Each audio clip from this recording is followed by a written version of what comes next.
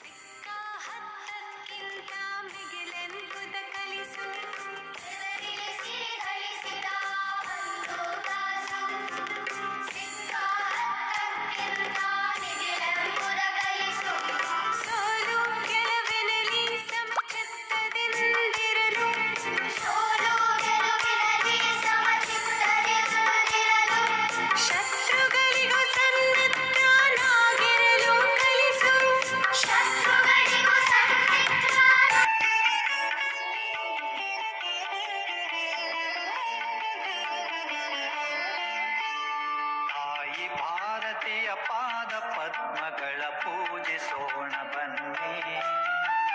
ಹಿಂದೂ ಸಾಗರದ ಬಿಂದು ಬಿಂದುಗಳೇ ಒಂದು ಗೂಡಿ ಬನ್ನಿ, ಒಂದು ಗೂಡಿ ಬನ್ನಿ.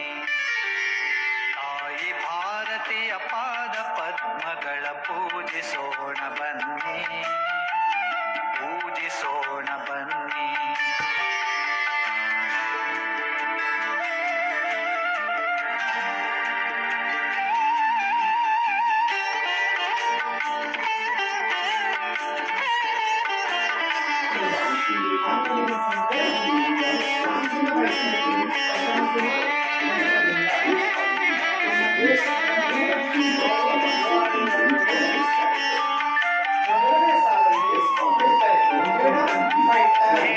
ಭಾಸ್ಕರನ ದಿವ್ಯ ಕಿರಣಗಳ ಭವ್ಯ ರಮ್ಯ ಲಾಸ್ಯ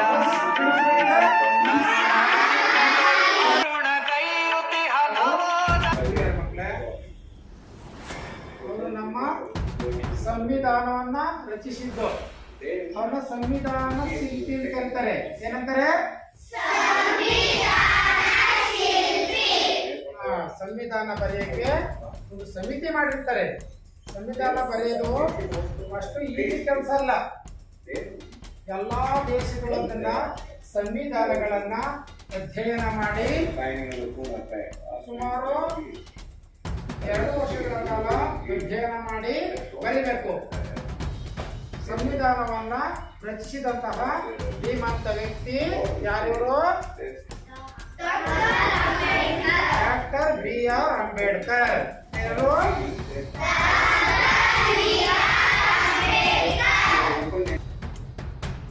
My name is Prarthana. I am studying in 3rd standard. Our school name is GLPS Janavara. I will speak about Republic Day. Good morning everyone, respected headmaster, teacher, SDMC president and all parents and with my dear friends. My name is Prarthana. First of all, I wish you happy Republic Day.